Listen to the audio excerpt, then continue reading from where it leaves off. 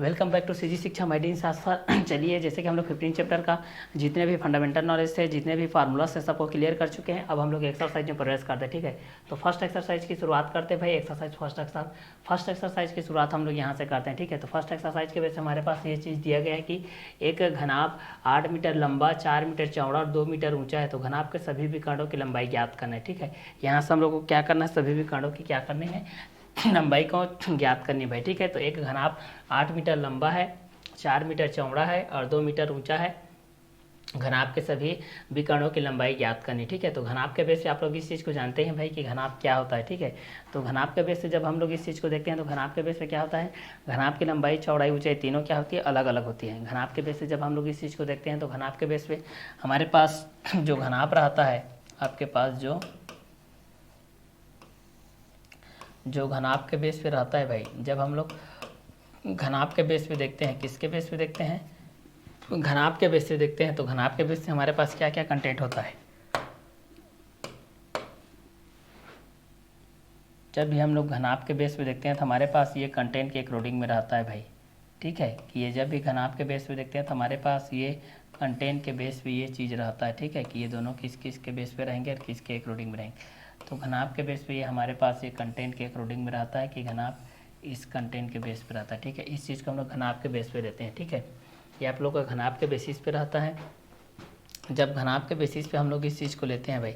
ठीक है, तो घनाभ के बेस पे हमारे पास ये इस चीज़ के अंतराल में रहता है कि घनाभ के पृष्ठीय विकर्ण के बेस पे क्या हो जाएगा, आकाशीय विकर्ण के बेस पे क्या हो जाएगा। इस चीज़ के बारे में भी हम लोग यहाँ से जानेंगे। ठीक है, तो यहाँ से हम लोगों के क्वेश्चन के बेस पे हमारे पास ये घनाभ के बेस पे है, ये आप लोगों का शीर्ष होता है, ये ए शीर्ष है, मान लेते हैं ये बी शीर्ष है, ये आप लोगों का सी शीर्ष है, ये आप लोगों का डी शीर्ष है, ये ई शीर्ष है, ये एफ शीर्ष है, ये आप लोगों का जी शीर्ष है और ये एच शीर्ष है। ठीक है, तो ए बी सी डी के माध्यम से हम लोग इस चीज़ को देख लेते हैं। A B C D E F G H के माध्यम से हमारे पास ये किसके किसके अकॉर्डिंग में है और किस किस क्वेश्चन के बेसिस में है। ठीक है, तो इस क्वेश्चन के बेस पे हम लोग इस चीज़ को देख लेते हैं भाई। ठीक है, कि घनाभ के बेसिस में क्या होता है। तो शीर्ष के माध्यम से जब भी हम लोग इस चीज़ को देखते हैं, किसके माध्यम से देखते हैं भाई, इस चीज़ को शीर्ष के माध्यम से इस चीज़ को समझ लीजिए, फिर क्वेश्चन की क्या बात है। ठीक है, उसको तो सॉल्व कर लेंगे, लेकिन बेसिक चीज़ जानना बहुत जरूरी होती है। तो शीर्ष के बेस पे देखते हैं तो ये 8 होता है। फलक के बेस पे देखते हैं तो हमारे पास क्या होता है, ये 6 होते हैं। और कोर के बेस पे देखते हैं तो हमारे पास क्या होता है, कोर के बेस पे देखते हैं तो आप लोगों का 12 होता है। अब यहाँ पर एक घनाभ का 8 मीटर लंबा दिया गया है, 4 मीटर चौड़ा और 2 मीटर ऊंचा। घनाभ के सभी विकर्णों की लंबाई ज्ञात कीजिए। तो विकर्णों की लंबाई हम लोग को यहाँ पर ज्ञात करना है। ठीक है, कि विकर्ण किस किस कंटेंट के अकॉर्डिंग में रहेंगे और किसके किसके बेसिस पे रहेंगे। क्लियर। तो जब भी हम लोग शीर्ष के बेस पे हम लोग इस चीज़ को देखते हैं किसके बेस पे, शीर्ष के बेस पे, जहाँ पर A B C D E F G और एच के बेस पे होता है। ठीक है, यहाँ पर देखिए शीर्ष के बेस पे हमारे पास A B C D E F G H के बेस पे है। घनाभ के बेस पे हमारे पास तो पहला शीर्ष 8 है, A B C D E F G H. ठीक है, शीर्ष के बेस पे हम लोग इस चीज़ को देखते हैं तो A B C D E F G H के माध्यम से हो जाएगा। ठीक है, इस क्वेश्चन के माध्यम से हम लोग इस चीज़ को देखेंगे। तो ठीक है, तो इस क्वेश्चन के बेस से भी हम लोग इस चीज़ को यहाँ से इजीली देख सकते हैं भाई कि शीर्ष के माध्यम से ए के बेस पे होता है, एक बी के बेस पे होता है, एक सी, एक डी ई और एक एफ और एक जी और एक एच के माध्यम से होता है। ठीक है, तो A B C D E F G H के माध्यम से हम लोग इस चीज़ को देख सकते हैं। ठीक है, तो शीर्ष के बेस पे हम लोग इस चीज़ को देख सकते हैं, A B C D E F G और एच के माध्यम से। क्लियर। तो चलिए A B C D E F G H के लिए देखते हैं हम लोग। ठीक है, तो इस कंटेंट के अकॉर्डिंग में भी हमारे पास ये चीज़ आ जाएगा भाई, ये दोनों किसके बेस पे रहेंगे और ये दोनों किस किस क्वेश्चन के अकॉर्डिंग में भी रहेंगे। ठीक है, तो जब भी घनाभ के बेस से हम लोग इस चीज़ को देखते हैं तो यहाँ पर शीर्ष के बेस पे आता है, फलक के बेस पे आता है और कोर के बेस पे आता है।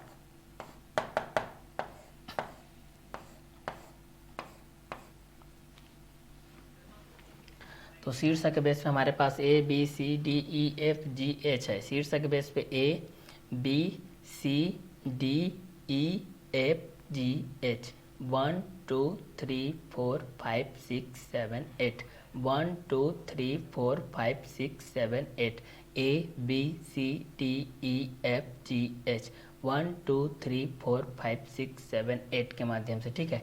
तो ए बी सी डी के माध्यम से जान सकते हैं, ई एफ जी एच के माध्यम से जान सकते हैं, ठीक है।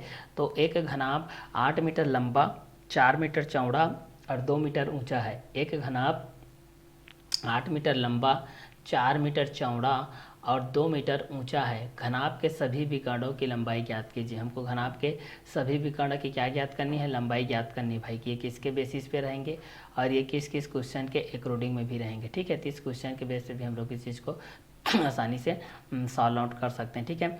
तो शीर्षक के बेस पे पहला ए, दूसरा बी, फिर सी है, फिर डी है, फिर ई है, फिर एफ है, फिर जी है, फिर एच है, ठीक है। तो ए के माध्यम से जान सकते हैं, फिर बी के माध्यम से जान सकते हैं, फिर सी के माध्यम से, फिर डी, फिर ई एफ जी एच के माध्यम से जान सकते हैं, ठीक है, कि A B C D E F G H के माध्यम से क्या क्या कंटेंट होते हैं, ठीक है। तो घनाभ के माध्यम से इस चीज़ को जान सकते हैं, शीर्षक के माध्यम से जान सकते हैं, फलक के माध्यम से जान सकते हैं, कोर के माध्यम से जान सकते हैं, ठीक है। तो शीर्षक के बेस पे A B C D E F G H होता है, फलक के माध्यम से जान सकते हैं, कोर के माध्यम से जान सकते हैं, ठीक है।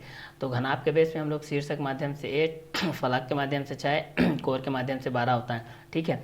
तो एक घनाभ 8 मीटर लंबा होता है, 4 मीटर चौड़ा होता है और 2 मीटर ऊंचा होता है। तो घनाभ के सभी विकर्णों की लंबाई ज्ञात करनी है।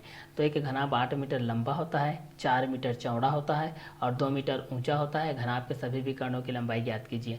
एक घनाभ 8 मीटर लंबा, 4 मीटर चौड़ा और 2 मीटर ऊंचा होता है। तो घनाभ के सभी विकर्णों की लंबाई ज्ञात कीजिए, ठीक है। तो एक घनाभ 8 मीटर लंबा होता है, 4 मीटर चौड़ा होता है और 2 मीटर ऊंचा होता है। तो घनाभ के सभी विकर्णों की लंबाई हमको क्या करनी है? ज्ञात करनी है भाई, ठीक है।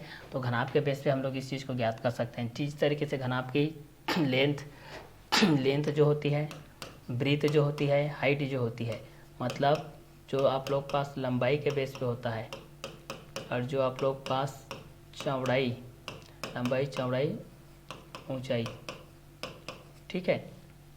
एक लंबाई के बेस पे होता है, एक चौड़ाई के बेस पे होता है, एक ऊंचाई के बेस पे होता है, एक लेंथ के बेस पे होता है, एक ब्रीथ के बेस पे होता है, एक हाइट के बेस पे होता है, ठीक है। तो लंबाई, चौड़ाई, ऊंचाई के बेस पे जब हम लोग इस चीज़ को देखते हैं, ये तीनों अलग अलग के बेसिस पे होता है, ठीक है। ये तीनों अलग अलग होते हैं भाई, ठीक है, कि यहाँ पर लेंथ भी अलग रहता है, ब्रीथ भी अलग होता है, हाइट भी अलग होता है। एलवीएच के माध्यम से जब भी हम लोग इस चीज़ को देखते हैं भाई, ठीक है, शीर्षक के माध्यम से देखते हैं तो हमारे पास A B C D E F G H के माध्यम से आता है। जब भी हम लोग इस चीज़ को शीर्षक के माध्यम से देखते हैं भाई, तो शीर्षक के माध्यम से A B C D E F G H के माध्यम से आता है, ठीक है। तो इस क्वेश्चन के माध्यम से भी हम लोग इस चीज़ को आसानी से क्या कर सकते हैं? सॉल्व आउट कर सकते हैं भाई, ठीक है। तो जब भी शीर्षक के बेसिस पे देखते हैं तो ए के माध्यम से रहता है, एक बी के माध्यम से, एक सी के माध्यम से, एक डी के माध्यम से, एक ई और एक एफ और एक जी और एक एच के माध्यम से रहता है, ठीक है। तो इस क्वेश्चन के बेस पे भी हम लोग इस चीज़ को क्या कर सकते हैं? आसानी से सॉल्व आउट कर सकते हैं भाई, ठीक है, कि ये दोनों किसके किसके बेस पे रहेंगे और ये दोनों किस किस क्वेश्चन के अकॉर्डिंग में भी रहेंगे, ठीक है। तो इस क्वेश्चन के बेस पे भी हम लोग इस चीज़ को क्या कर सकते हैं? आसानी से सॉल्व आउट कर सकते हैं भाई, ठीक है, कि ये दोनों किसके बेस पे रहेंगे और ये दोनों किस किस क्वेश्चन के अकॉर्डिंग में भी रहेंगे, ठीक है। तो इस क्वेश्चन के अकॉर्डिंग में हम लोग इस चीज़ को सॉल्व कर सकते हैं। A B C D E F G H के माध्यम से क्या क्या कंटेंट होते हैं और ये किसके बेसिस में भी होते जा रहा है, ठीक है। तो इस क्वेश्चन के अकॉर्डिंग में भी हम लोग इस चीज़ को आसानी से क्या कर सकते हैं भाई? सॉल्व आउट कर सकते हैं भाई, कि ये दोनों किसके बेस पे रहेंगे और ये दोनों किसके अकॉर्डिंग में भी रहेंगे, ठीक है। तो चलिए इस क्वेश्चन के बेस पे भी हम लोग इस चीज़ को सॉल्व आउट कर लेते हैं। ये दोनों किस किस क्वेश्चन के बेस पे रहेंगे और ये दोनों किस किस क्वेश्चन के अकॉर्डिंग में भी रहेंगे, ठीक है। इस क्वेश्चन के बेस पे भी हम लोग इस चीज़ को आसानी से क्या कर सकते हैं?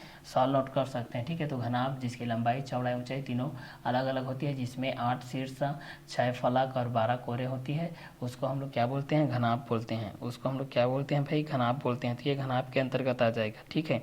ये किसके अंतर्गत आ जाएगा आप लोगों के पास? ये घनाभ के बेस पे आ जाएगा भाई, ठीक है। जब भी घनाभ के बेस पे आप लोग इस चीज़ को सॉल्व करेंगे तो ये आप लोग के घनाभ के बेसिस पे आते जाएगा, ठीक है। जब भी घनाभ के बेस पे आप लोग इस चीज़ को सॉल्व करेंगे तो घनाभ के अकॉर्डिंग में आपके पास ये आ जाएगा कि घनाभ के बेसिस पे क्या क्या कंटेंट होते हैं और घनाभ के बेसिस पे क्या क्या आएगा, ठीक है। तो इस कंटेंट के अकॉर्डिंग में भी आप लोग इस चीज़ को क्या कर सकते हैं? आसानी से सॉल्व आउट कर सकते हैं भाई, ठीक है, कि ये दोनों किसके अकॉर्डिंग में रहेंगे और ये दोनों किसके बेसिस में भी रहेंगे, ठीक है। तो इस क्वेश्चन के माध्यम से भी हम लोग इस चीज़ को क्या कर सकते हैं? आसानी से सॉल्व आउट कर सकते हैं भाई, ठीक है, कि ये दोनों किसके बेस पे रहेंगे और ये दोनों किस किस क्वेश्चन के अकॉर्डिंग में भी रहेंगे। ठीक है, तो चलिए इस क्वेश्चन के बेस पे भी हम लोग इस चीज़ को आसानी से क्या कर सकते हैं, सॉल्व आउट कर सकते हैं भाई।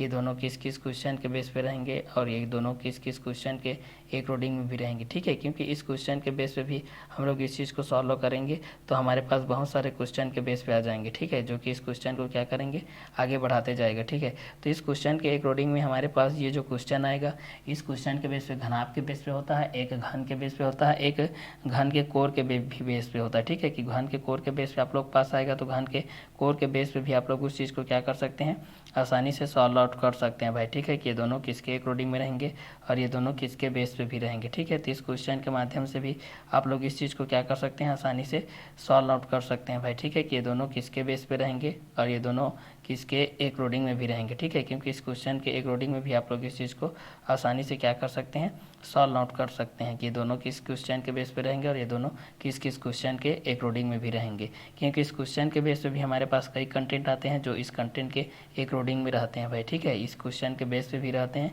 इस क्वेश्चन के अकॉर्डिंग में भी आप लोग इस चीज़ को क्या कर सकते हैं, आसानी से सॉल्व आउट कर सकते हैं भाई। ठीक है, कि ये दोनों किसके बेस पे रहेंगे और ये दोनों किस किस क्वेश्चन के अकॉर्डिंग में रहेंगे।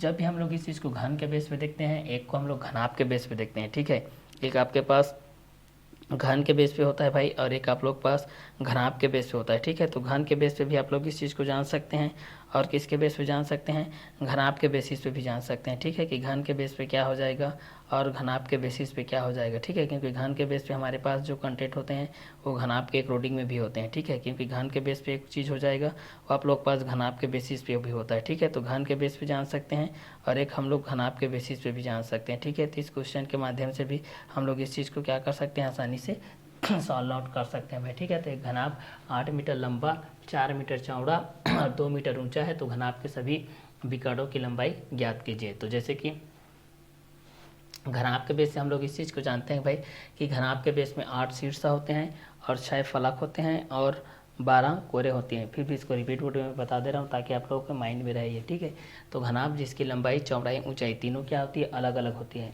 घनाभ एक सम षटफलक। ठीक है, घनाभ एक समषटफलक ठोस आकृति होती है जिसकी लंबाई, चौड़ाई और ऊंचाई क्या होती है, तीनों अलग अलग होती है। जिसकी लंबाई, चौड़ाई और ऊंचाई तीनों क्या होती है भाई, अलग अलग कंटेंट के अकॉर्डिंग होती है, मतलब अलग अलग के बेसिस पे होती है। ठीक है, मतलब इसका लंबाई भी अलग होगा, चौड़ाई भी अलग होगा और ऊंचाई भी अलग होगा।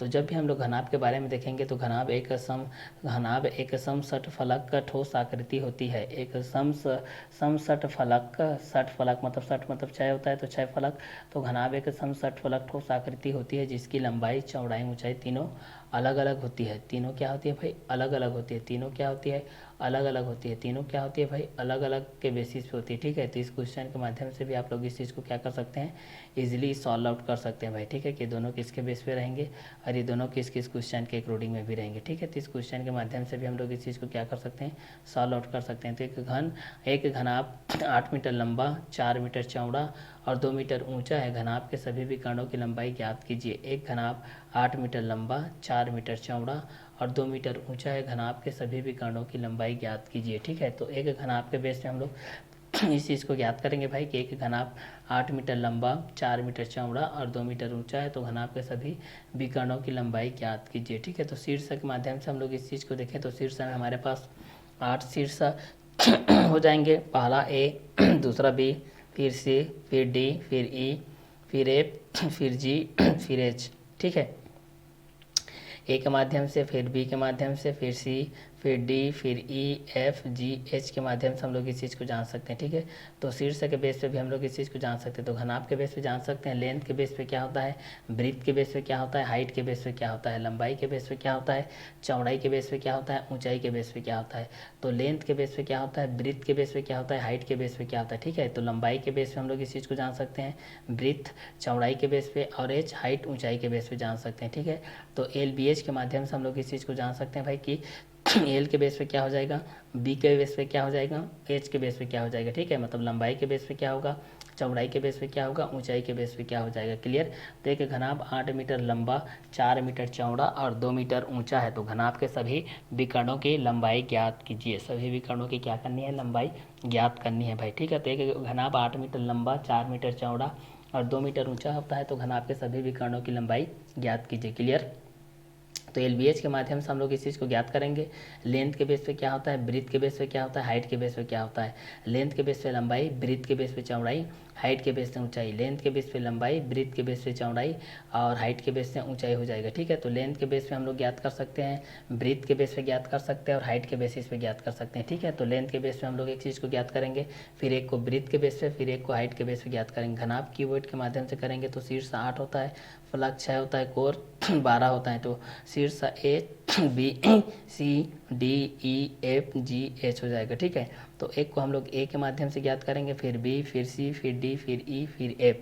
ठीक है, तो A B C D E F के माध्यम से, फिर G और H के माध्यम से ज्ञात कर लेंगे। क्लियर, तो A B C D E F G H clear, A B C D E F G H के माध्यम से ज्ञात कर सकते हैं। तो शीर्ष A के माध्यम से रहेगा, फिर एक B के माध्यम से रहेगा, फिर C के माध्यम से, फिर D के माध्यम से, फिर E F G H रहेगा। ठीक है, तो A B C D E F G H के माध्यम से हम लोग इस चीज़ को क्या कर सकते हैं, ज्ञात कर सकते हैं। तो एक घनाभ 8 मीटर लंबा है, 4 मीटर चौड़ा है और 2 मीटर ऊंचा है, तो घनाभ के सभी विकर्णों की लंबाई ज्ञात कीजिए।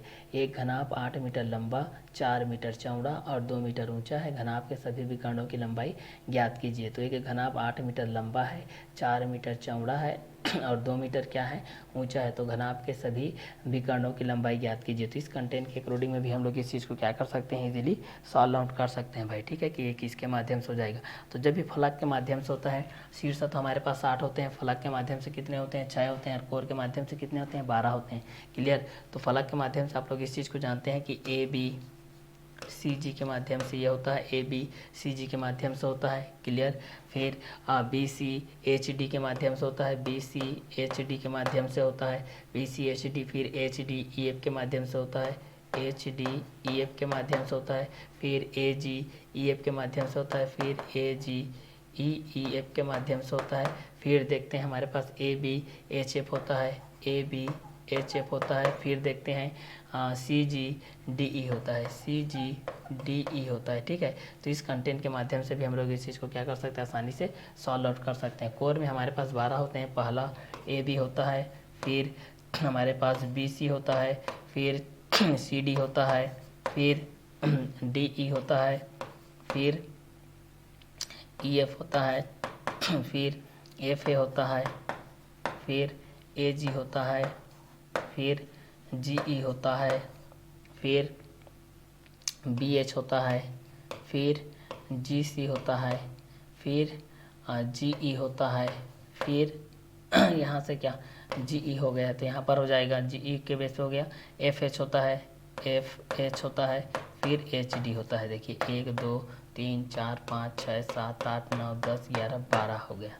ठीक है, तो फलक कितने होते हैं, तो 6, शीर्ष कितने होते हैं, तो 8 और कोर कितने होते हैं, 12। यहाँ से आप लोग समझ में आ गया। अब घनाभ का बेस पे हम लोग इस क्वेश्चन को सॉल्व कर लेते हैं भाई, कि घनाभ के बेस पे क्या। ठीक है, एक घनाभ 8 मीटर लंबा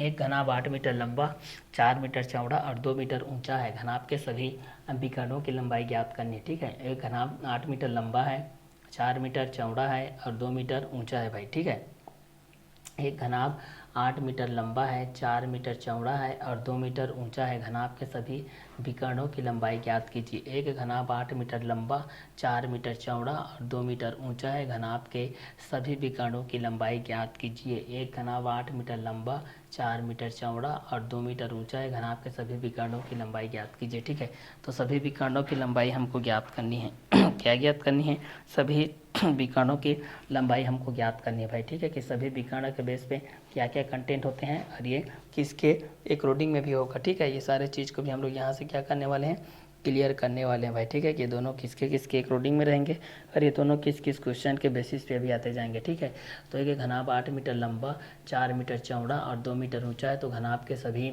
विकर्णों की लंबाई ज्ञात कीजिए। घनाभ के सभी विकर्णों की लंबाई हमको ज्ञात करना है भाई। ठीक है, क्योंकि घनाभ 8 मीटर लंबा होता है, 4 मीटर चौड़ा होता है, 2 मीटर ऊंचा होता है। ठीक है, तो चलिए सॉल्व कर लेते हैं भाई।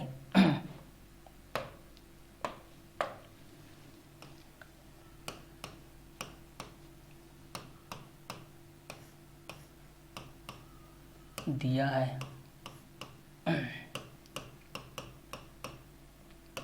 है लंबाई लेंथ दिया है लंबाई लेंथ एल के बेस पे, ठीक है, एल के बेस पे, जिसको हम लोग क्या मानते हैं, लंबाई एल के बेस पे दिया गया है। यहाँ पर कितना 8 मीटर, 8 मीटर, तो इसको हम लोग मानते हैं ए, ठीक है। दूसरा दिया गया है चौड़ाई, चौड़ाई दिया गया है breadth b equal to 4 metre, इसको मानते हैं हम लोग बी। और 2 मीटर ऊंचाई दिया गया है, ऊंचाई हाइट, ऊंचाई हाइट एच दिया गया है 2 मीटर, इसको मानते हैं सी, ठीक है। तो घनाभ के सभी विकर्णों की लंबाई ज्ञात कीजिए। तो प्रथम विकर्ण, प्रथम पृष्ठ का विकर्ण के बेस पे हम लोग ज्ञात करते हैं। प्रथम विकर्ण की लंबाई हो जाएगा, प्रथम विकर्ण की लंबाई, प्रथम विकर्ण की, प्रथम विकर्ण की लंबाई के बेस पे हम लोग इस चीज़ को देख लेते हैं। तो अंडर रूट में हो जाएगा ए स्क्वायर प्लस क्या होता है, बी स्क्वायर होता है, ठीक है। तो यहाँ पर दिया गया है लंबाई एल के बेस पे 8 मीटर, जो 8 मीटर इक्वल टू ए के बेस हो जाएगा, चौड़ाई बी के बेस हो जाएगा 4 मीटर, जो कि बी के बराबर होगा, और ऊंचाई एच 2 मीटर, जो कि सी के बराबर होगा, ठीक है।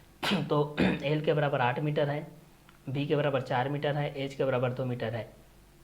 लंबाई 8 मीटर, चौड़ाई 4 मीटर, ऊंचाई 2 मीटर है, ठीक है।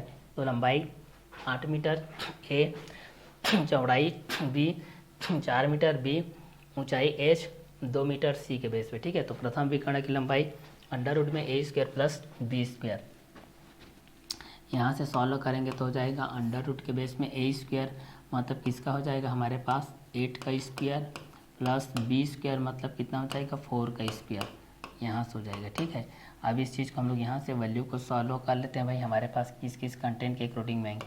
तो यहाँ पर आपके पास हो जाएगा 8 स्क्वायर 64 प्लस 4 स्क्वायर 16 हो जाएगा, क्लियर।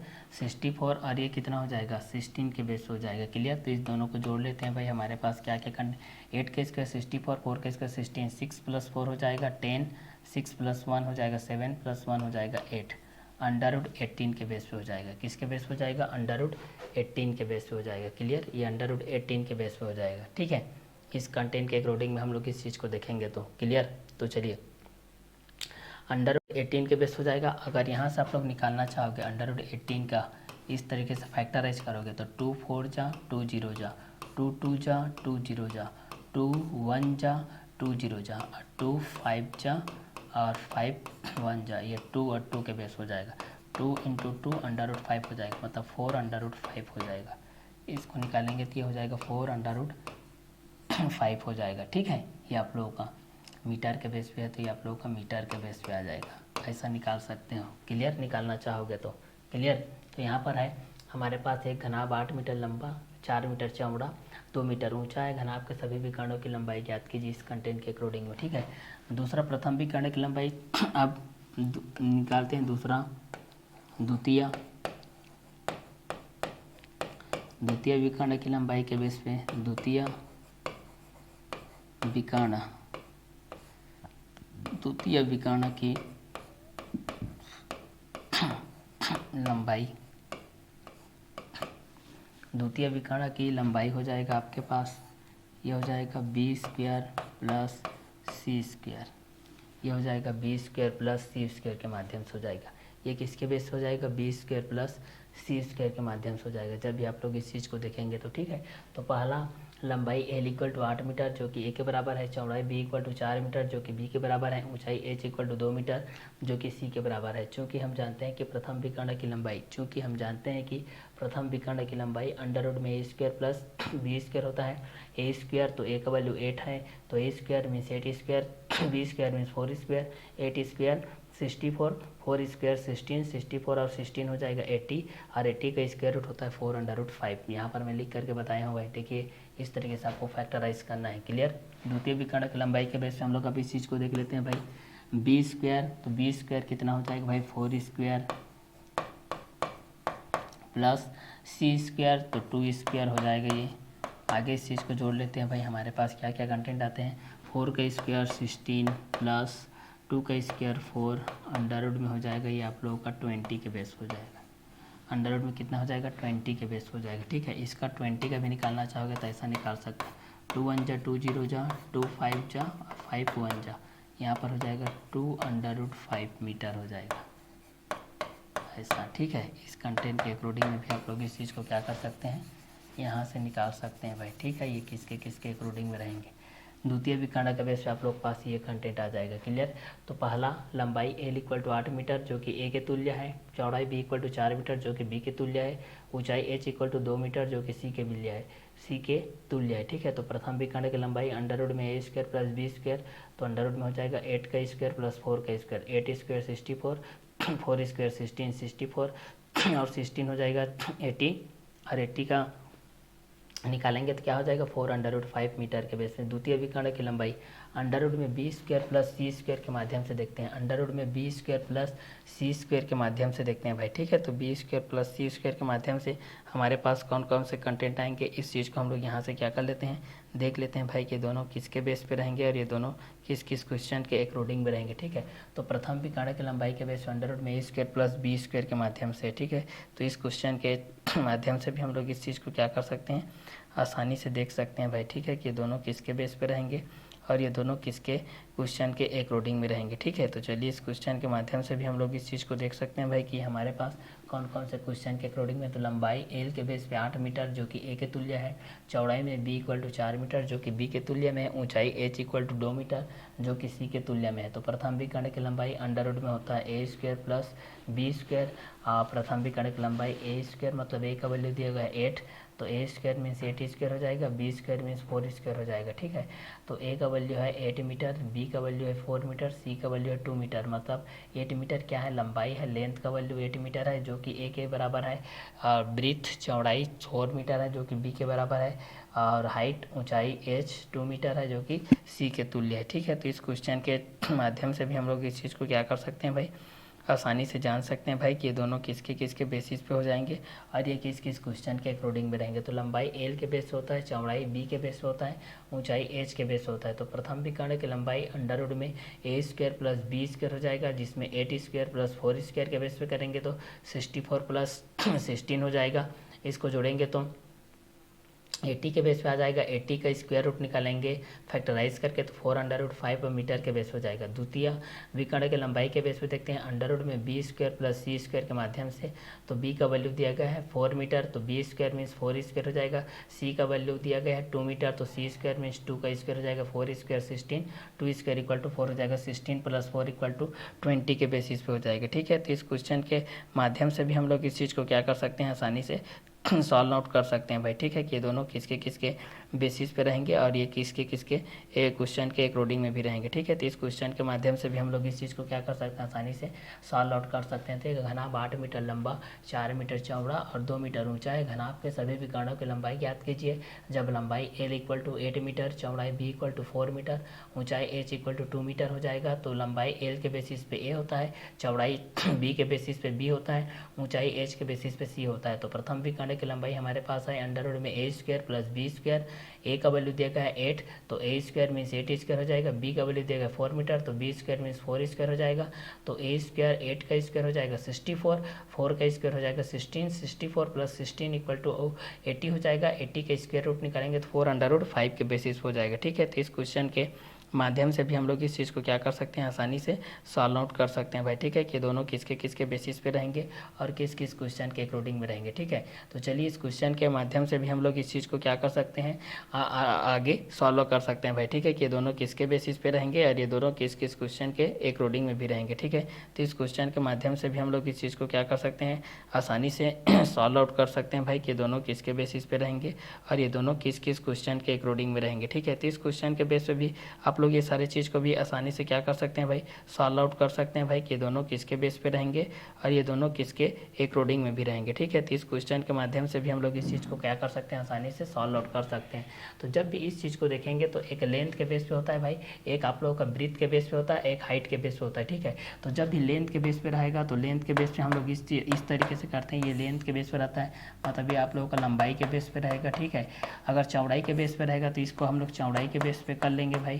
ठीक है, और ऊंचाई के बेस पे ये आप लोगों का हाइट के बेस पे हो जाएगा। ठीक है, एज के बेस पे हो जाएगा।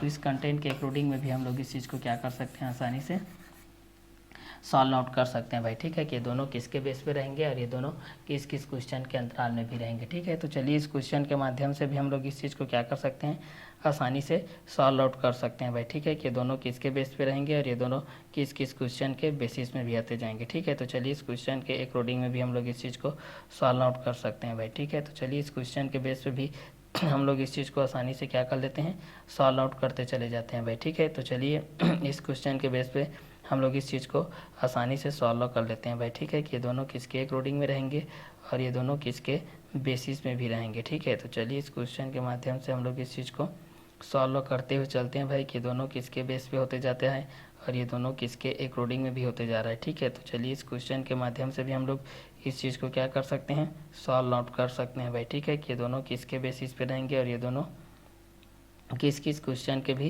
अकॉर्डिंग में भी रहेंगे। ठीक है, क्योंकि इस क्वेश्चन के माध्यम से भी हम लोगों को इस चीज़ को जानना है भाई कि ये दोनों किसके बेस पे रहते हैं और ये दोनों किसके अकॉर्डिंग में भी रहते हैं। ठीक है, क्योंकि इस क्वेश्चन के बेस पे भी हम लोग इस चीज़ को आसानी से क्या कर सकते हैं, सॉल्व आउट कर सकते हैं भाई। ठीक है, तो चलिए इस क्वेश्चन के बेस पे भी हम लोग इस चीज़ को देख लेते हैं, ये दोनों किसके किसके बेस पे होंगे और ये दोनों किस किस क्वेश्चन के अकॉर्डिंग में भी रहेंगे। ठीक है, तो इस क्वेश्चन के माध्यम से भी हम लोग इस चीज़ को क्या कर सकते हैं, आसानी से सॉल्व आउट कर सकते हैं भाई। ठीक है, कि ये दोनों किसके बेस पे रहेंगे और ये दोनों किसके अकॉर्डिंग में भी रहेंगे। क्लियर, तो चलिए इस क्वेश्चन के लिए हम लोग इस चीज़ को देख लेते हैं भाई कि ये दोनों किसके बेस पे रहेंगे और ये दोनों किस किस क्वेश्चन के अकॉर्डिंग में रहेंगे। ठीक है, तो चलिए इस क्वेश्चन के बेस पे हम लोग इस चीज़ को वैल्यू को देखते जाते हैं, ये हमारे पास किसके बेस पे रहेंगे और ये दोनों किसके क्वेश्चन के अकॉर्डिंग में रहेंगे। ठीक है, तो चलिए इस क्वेश्चन के माध्यम से भी हम लोग इस चीज़ को जान सकते हैं भाई कि ये दोनों किस किस के बेस पे रहते हैं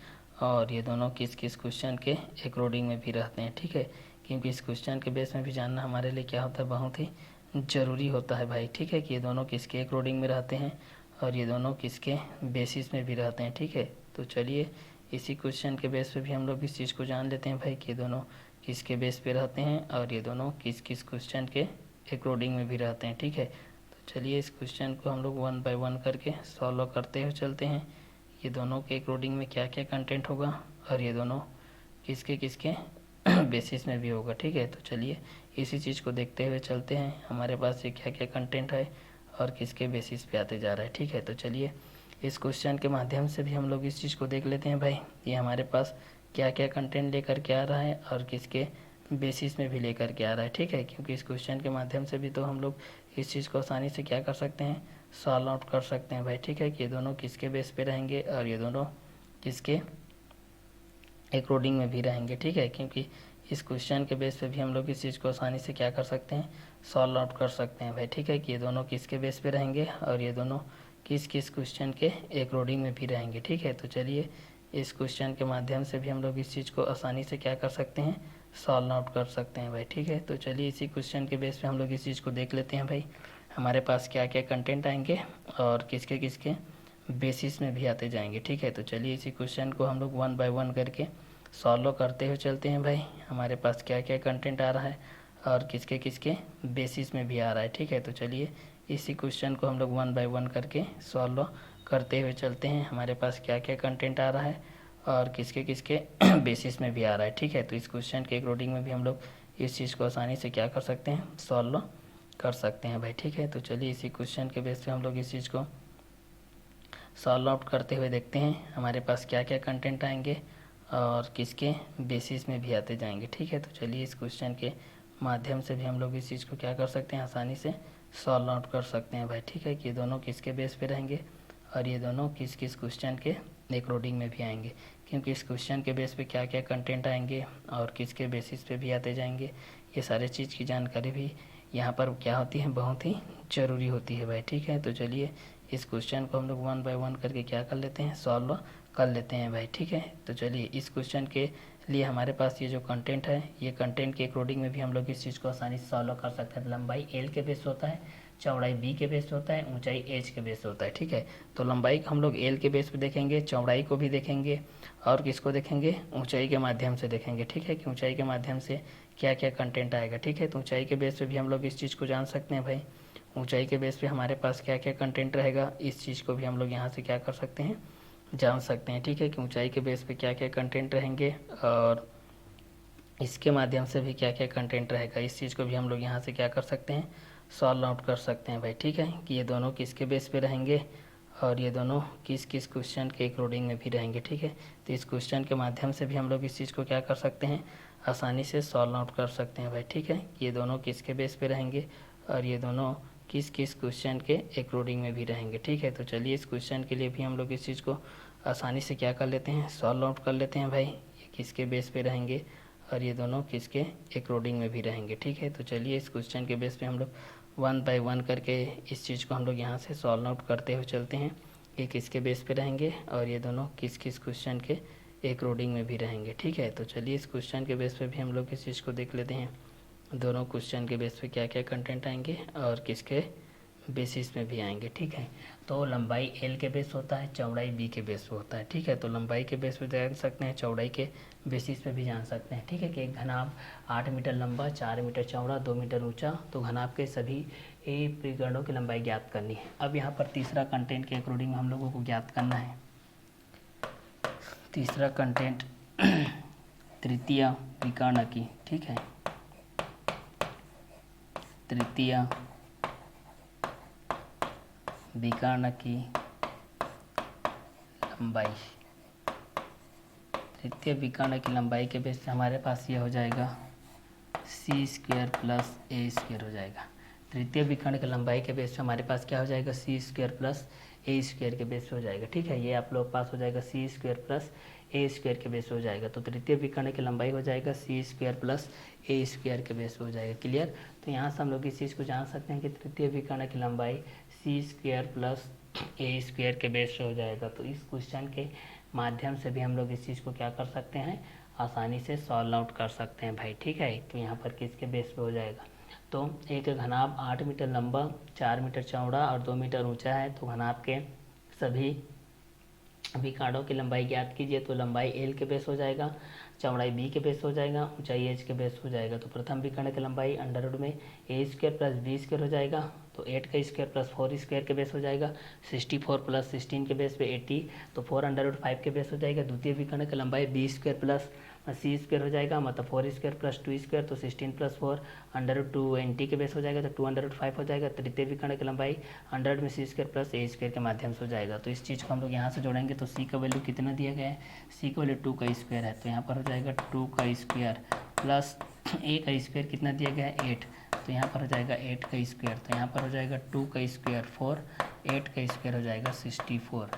ठीक है, तो 64 और 4 यहाँ पर कितना हो जाएगा, अंडर रूट में 68 हो जाएगा। ठीक है, तो यहाँ से हम लोग 68 का निकाल सकते हैं, अगर निकालना चाहोगे तो यहाँ पर 68 के माध्यम से क्या हो जाएगा, 2 3 जा, 2 4 जा, 2 1 जा, 2 7 जा और 17 1 जा, तो यहाँ पर हो जाएगा 2 अंडर रूट 17 के बेस पे हमारे पास ये आ जाएगा, अगर निकालना चाहोगे। ठीक है, तो यहाँ पर ये इस कंटेंट के अकॉर्डिंग में आ जाएगा कि लंबाई एल के बेस पे 8 मीटर ए के बेस पे है, चौड़ाई B equal to 4 metre B के बेसिस पे है, ऊंचाई H equal to 2 metre C के बेसिस पे है।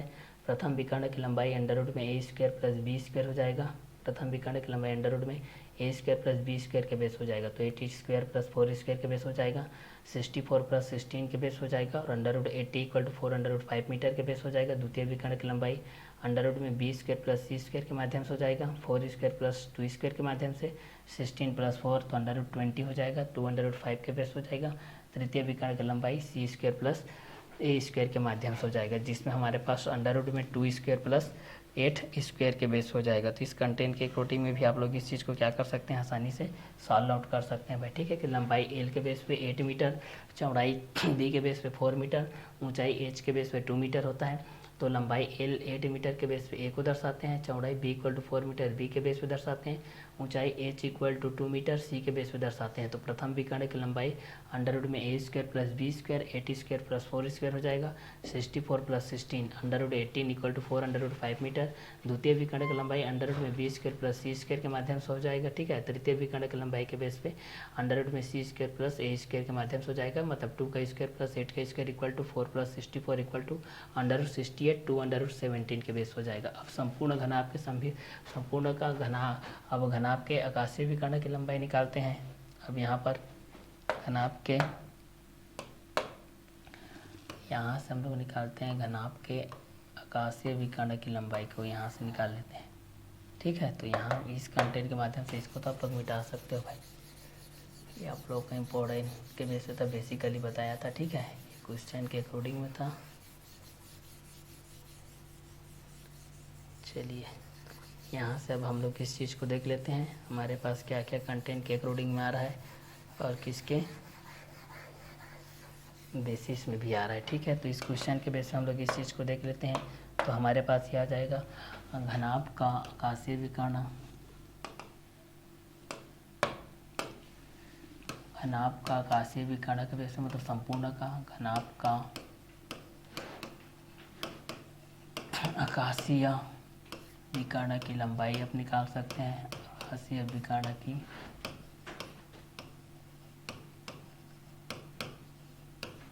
लंबाई घनाभ का आकाशीय विकर्ण की लंबाई के माध्यम से निकाल सकते हैं, ठीक है। घनाभ का आकाशीय विकर्ण की लंबाई के लिए हम लोग इस चीज़ को निकाल सकते हैं। तो अंडर रूट में हो जाएगा यहाँ पर A square plus B square plus हो जाएगा सी स्क्वायर, ये हो जाएगा, ठीक है। तो यहाँ पर घनाभ का आकाशीय विकर्ण की लंबाई के माध्यम से निकालते हैं। तो एक आता है आप लोगों का ए स्क्वायर के बेस पे, दूसरा आता है बी स्क्वायर, तीसरा आता है सी स्क्वायर। तो घनाभ का आकाशीय विकर्ण की लंबाई के लिए निकालते हैं। तो पहला आ जाएगा ए स्क्वायर के बेस पे, दूसरा आ जाएगा बी स्क्वायर के बेस पे, तीसरा आ जाएगा सी स्क्वायर के बेस पे, ठीक है। तो पहला ए स्क्वायर, दूसरा बी स्क्वायर, तीसरा सी स्क्वायर। तो घनाभ का आकाशीय विकर्ण की लंबाई अंडर रूट में ए स्क्वायर हो जाएगा, फिर दूसरा हो जाएगा बी स्क्वायर, फिर तीसरा हो जाएगा सी स्क्वायर। तो पहला ए स्क्वायर के बेस पे देखते हैं, दूसरा को बी स्क्वायर, फिर तीसरा हो जाएगा सी स्क्वायर, ठीक है। तो घनाभ का आकाशीय विकर्ण की लंबाई के बेस पे हम लोग इस चीज़ को देख लेते हैं। घनाभ का आकाशीय विकर्ण की लंबाई अंडर रूट में A square plus B square plus C square के माध्यम से हम लोग इस चीज़ को जान सकते हैं भाई, ठीक है। कि घनाभ का आकाशीय विकर्ण की लंबाई अंडर रूट में A square plus B square plus C square के माध्यम से हो जाएगा। तो घनाभ का आकाशीय विकर्ण की लंबाई क्या हो जाएगा, तो अंडर रूट में A square plus B square plus C square के माध्यम से देखते हैं। तो ए का वैल्यू कितना दिया गया है 8 मीटर, तो यहाँ पर हो जाएगा 8 का स्क्वायर, बी स्क्वायर मतलब 4 का स्क्वायर, सी स्क्वायर मतलब 2 का स्क्वायर, यहाँ पर हो जाएगा 8 का स्क्वायर 64, 4 का स्क्वायर 16, 2 का स्क्वायर 4। चलिए अब यहाँ पर इस कंटेंट के अकॉर्डिंग हम लोग इस चीज़ को देखते हैं। तो A square plus B square plus C square के माध्यम से देखते हैं। तो ए का स्क्वायर हो जाएगा तो 8 का स्क्वायर हो जाएगा, बी का स्क्वायर हो जाएगा तो 4 का स्क्वायर हो जाएगा, सी का स्क्वायर हो जाएगा तो 2 का स्क्वायर हो जाएगा। तो ए का स्क्वायर 8 स्क्वायर के बेस हो जाएगा, बी का स्क्वायर 4 का स्क्वायर के बेस हो जाएगा, सी का स्क्वायर 2 का स्क्वायर के बेस हो जाएगा। तो ए का स्क्वायर 8 स्क्वायर 64 के बेस हो जाएगा, बी का स्क्वायर 4 का स्क्वायर 16 के बेस हो जाएगा, सी का स्क्वायर 2 का स्क्वायर 4 के बेसिस हो जाएगा। तो यहाँ पर इस चीज़ को हम लोग यहाँ से देखेंगे तो कितना हो जाएगा, इस चीज़ को जोड़ेंगे हमारे पास तो कितना हो जाएगी, इस कंटेंट के अकॉर्डिंग में देखेंगे तो 8 का स्क्वायर के बेस पे देखेंगे, 4 का स्क्वायर के बेस पे देखेंगे, 2 का स्क्वायर के बेस पे देखेंगे, ठीक है। तो इस कंटेंट के अकॉर्डिंग में भी हम लोग इस चीज़ को क्या कर सकते हैं, इजीली सॉल्व आउट कर सकते हैं भाई, ठीक है। तो यहाँ से जोड़ते हैं तो हमारे पास कितना हो जाएगा, ये हो जाएगा 6 4 10, 10 4 14 का 4 और हासिल आ गया 1, 6 1 7 1 हो जाएगा 8, 84 हो जाएगा। कितना हो जाएगा 84, ठीक है। क्योंकि 8 8 64, 4 4 16, 2 2 4, 64 और 16 80, 80 और 4 84 हो जाएगा। 84 का हम लोग निकालेंगे यहाँ पर अगर स्क्वायर रूट, तो यहाँ पर हो जाएगा 2 4 8, 2 2 4, 2 2 4, 2 1 कम 2, यहाँ से हो जाएगा 3 से निकाल सकते हैं हम लोग। तो 3 7 21, 7 1 कम 7 के बेस हो जाएगा, मतलब 2 अंडर रूट 7 21 के बेस पे हो जाएगा। ये आप लोगों का आंसर हो जाएगा। ठीक है, ये आप लोगों का मीटर के बेस पे हो जाएगा। क्लियर। तो इस क्वेश्चन के माध्यम से भी आप लोग इस चीज़ को क्या कर सकते हैं, इजीली सॉल्व आउट कर सकते हैं भाई कि घनाभ का आकाशीय विकर्ण की लंबाई किसके अकॉर्डिंग में रहता है और ये किस किस क्वेश्चन के बेसिस में भी रहता है। ठीक है, तो इस क्वेश्चन के अकॉर्डिंग में भी आप लोग इस चीज़ को क्या कर सकते हैं, आसानी से सॉल्व आउट कर सकते हैं भाई। ठीक है, कि ये दोनों किसके बेस पे रहेंगे और ये दोनों किसके अकॉर्डिंग में भी रहेंगे। ठीक है, क्योंकि इस क्वेश्चन के बेस पे भी हम लोग इस चीज़ को क्या कर सकते हैं, आसानी से सॉल्व आउट कर सकते हैं भाई। ठीक है, तो चलिए इस क्वेश्चन के बेस पे भी हम लोग इस चीज़ को देख लेते हैं कि ये घनाभ 8 मीटर लंबा है, 4 मीटर चौड़ा है, 2 मीटर ऊंचा है। घनाभ के सभी विकर्णों की लंबाई ज्ञात कीजिए। तो दिया है लंबाई एल इक्वल टू 8 मीटर के बेस पे, चौड़ाई बी इक्वल टू 4 मीटर, ऊंचाई एच इक्वल टू 2 मीटर के बेस पे। तो लंबाई एल ए के तुल्य है, चौड़ाई बी के तुल्य है, ऊंचाई एच सी के तुल्य है। ठीक है, तो प्रथम विकर्ण की लंबाई अंडर रूट में A square plus B square हो जाएगा। मतलब ए स्क्वायर मतलब 8 का स्क्वायर, बी स्क्वायर मतलब 4 का स्क्वायर। तो 8 का स्क्वायर हो जाएगा 64, 4 का स्क्वायर हो जाएगा 16। तो 64 और 16 हो जाएगा 84 अंडर रूट 5 मीटर के बेस पे।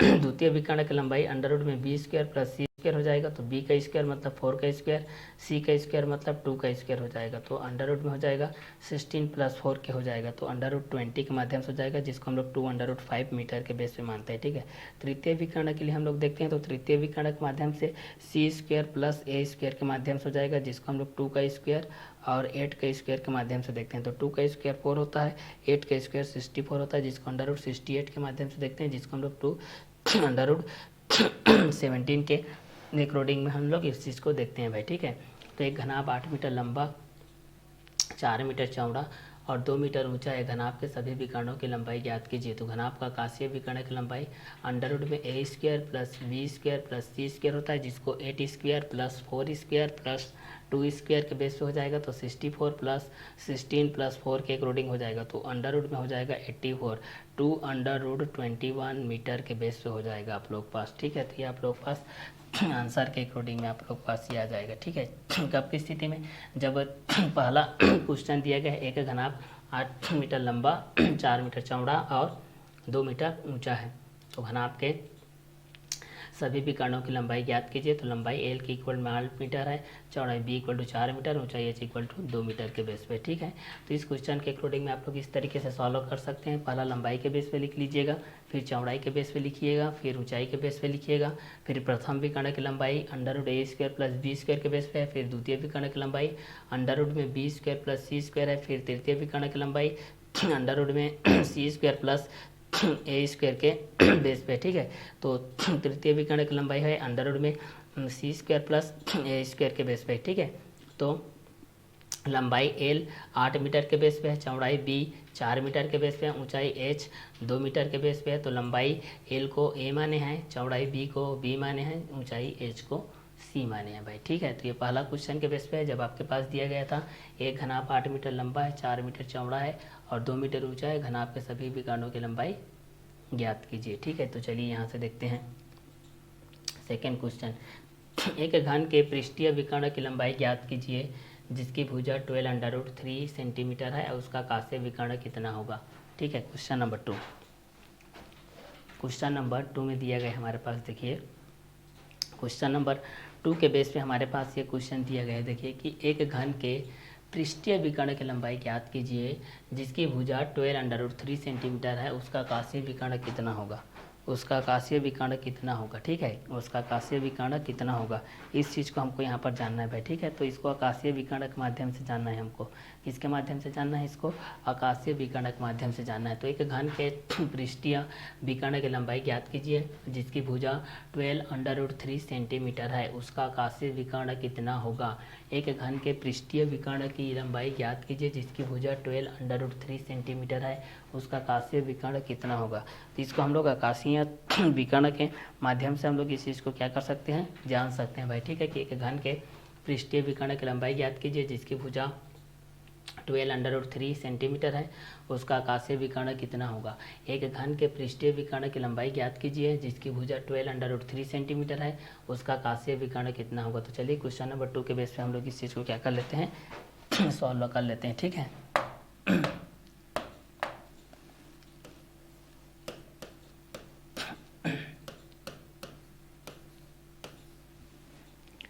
यहाँ से सॉल्व करते हैं भाई। हमारे पास दिया है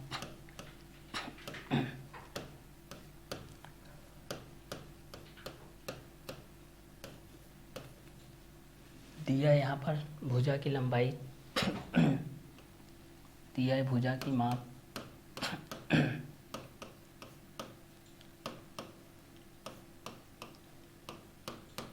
दिया है भुजा की माप a इक्वल टू 12√3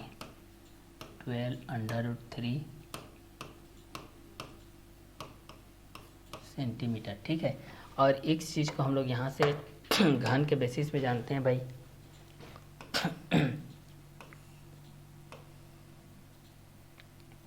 इस चीज़ को हम लोग घन के बेस पे जानते हैं। किसके बेस पे जानते हैं?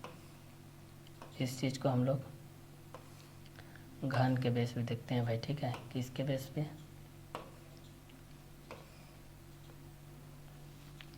घन के बेस पे हम लोग इस चीज़ को जानते हैं। किसके बेस पे जानते हैं? घन के बेस पे। यहाँ पर घन के बेस पे हमारे पास जो चीज़ है ये आप लोग का A, B, C, D, E, F, G, H। ठीक है, तो घन के बेस पे देखते हैं तो घन का शीर्ष, घन के शीर्ष पहला, दूसरा होता है घन के फलक,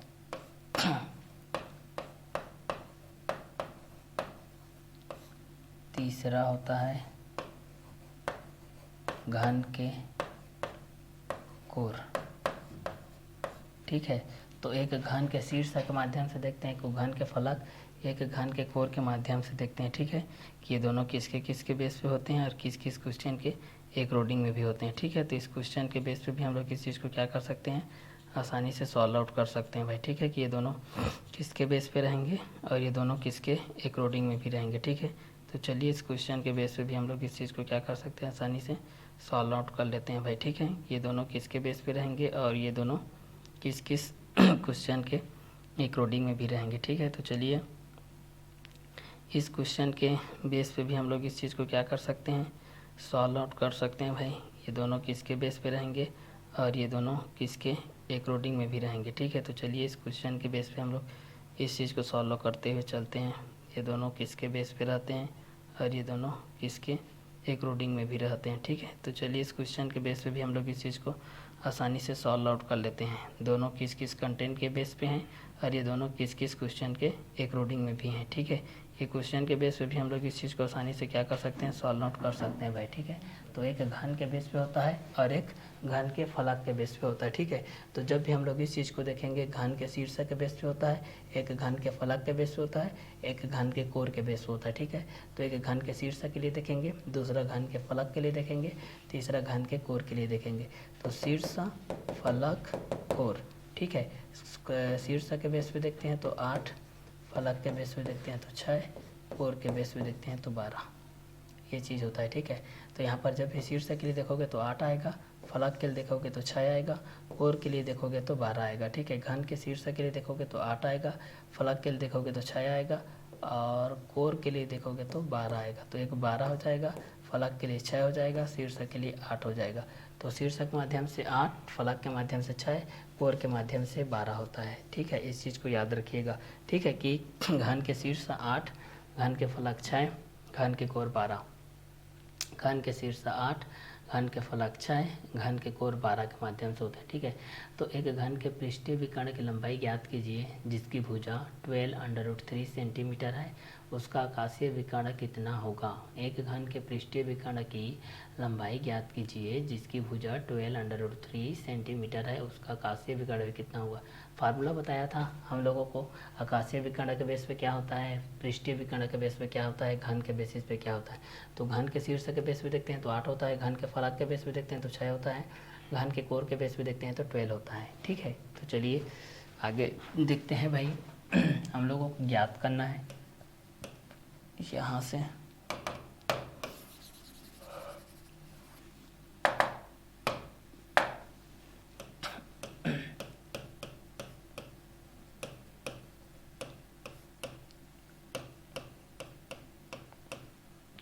याद करना है घन के घन के पृष्ठीय विकर्ण की लंबाई, पृष्ठीय विकर्ण की लंबाई। ठीक है, यहाँ से हमको ज्ञात करना है पृष्ठीय विकर्ण की लंबाई और दूसरा आकाशीय विकर्ण की लंबाई। घन के आकाशीय विकर्ण की लंबाई। ठीक है, तो चलिए इस चीज़ को याद रखते हैं हम लोग। दिया है भुजा की माप a = 12√3 सेंटीमीटर ज्ञात करना है हम लोगों को घन के पृष्ठीय विकर्ण का लंबाई और घन के आकाशीय विकर्ण की लंबाई। ठीक है, तो भुजा की माप a = 12√3 सेंटीमीटर दिया गया है। घन के पृष्ठीय विकर्ण की लंबाई ज्ञात करना है, घन के आकाशीय विकर्ण की लंबाई ज्ञात करना है। ठीक है, तो एक घन के पृष्ठीय विकर्ण की लंबाई ज्ञात कीजिए जिसकी भुजा 12√3 सेंटीमीटर है, उसका आकाशीय विकर्ण कितना होगा।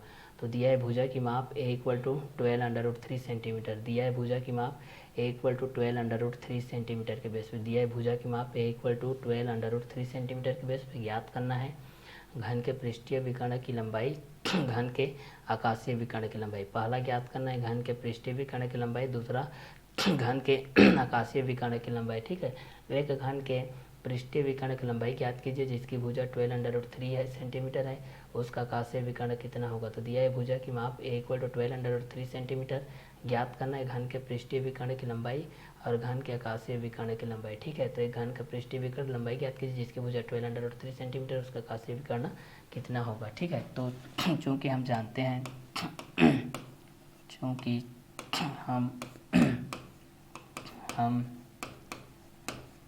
चूँकि हम जानते हैं कि घन का पृष्ठीय विकर्ण की लंबाई, पृष्ठीय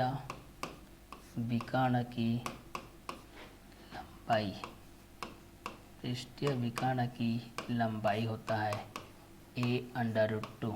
ठीक है, तो यहाँ से हम लोग इस चीज़ को जान सकते हैं कि घन का पृष्ठीय विकर्ण की लंबाई a√2 होता है। पृष्ठीय विकर्ण की लंबाई क्या होता है, a√2 होता है। ठीक है, पृष्ठीय विकर्ण की लंबाई क्या होता है, a√2 होता है। ठीक है, तो पृष्ठीय विकर्ण की लंबाई a√2 होता है, तो a का वैल्यू दिया गया है 12√3 और ये हो जाएगा √2 के माध्यम से, तो ये हो जाएगा 12 और ये हो जाएगा √3 का मल्टीप्लाई √2 के साथ हो जाएगा तो √6 हो जाएगा, 12 हो जाएगा √3 2 जा 6 हो जाएगा।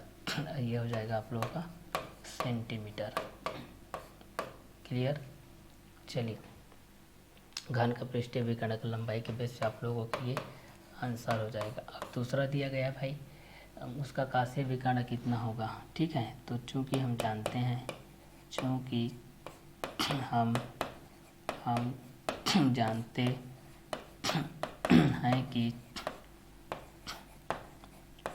का आकाशीय विकर्ण की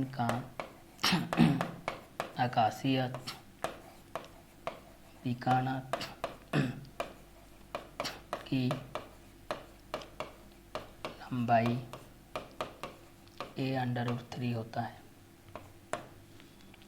चूँकि हम जानते हैं कि घन का आकाशीय विकर्ण की लंबाई a√3 होता है। ठीक है, जिस तरीके से हमारे पास भुजा की माप a = दिया गया है 12√3 सेंटीमीटर दिया है, हमारे पास भुजा की माप a = 12√3 सेंटीमीटर के पास तो ज्ञात करना है घन के पृष्ठीय विकर्ण की लंबाई।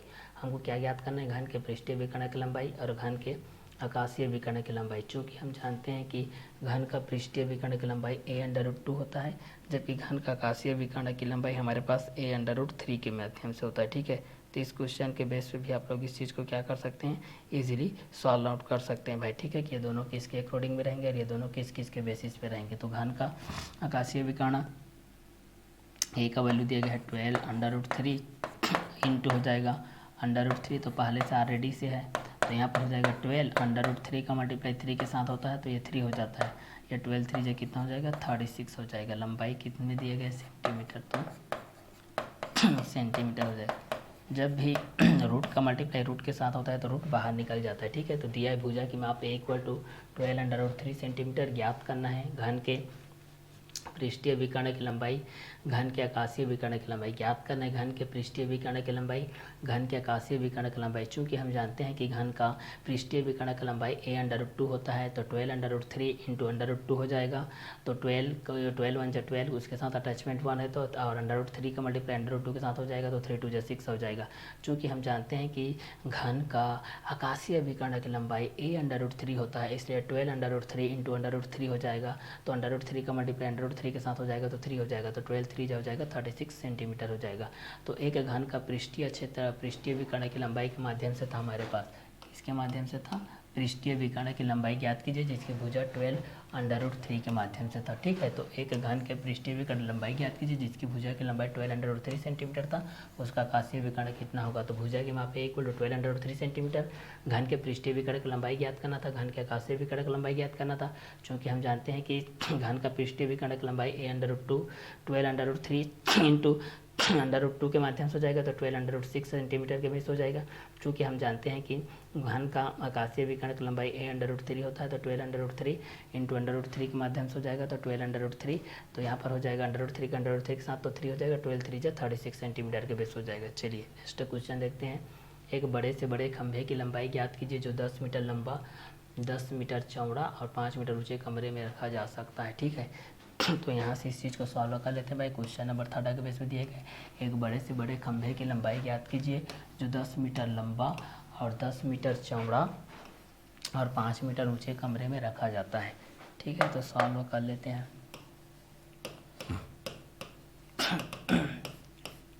यहाँ से दिया है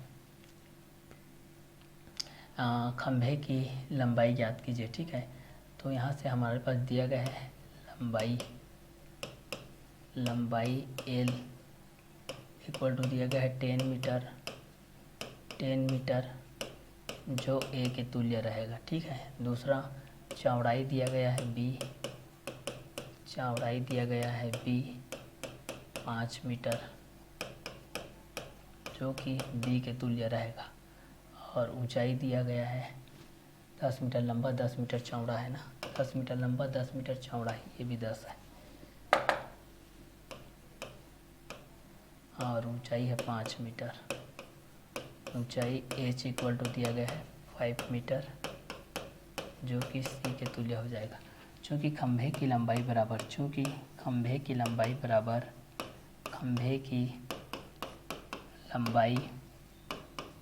बराबर हो जाएगा घनाभ का आकाशीय विकर्ण की लंबाई, घनाभ का आकाशीय विकर्ण की लंबाई,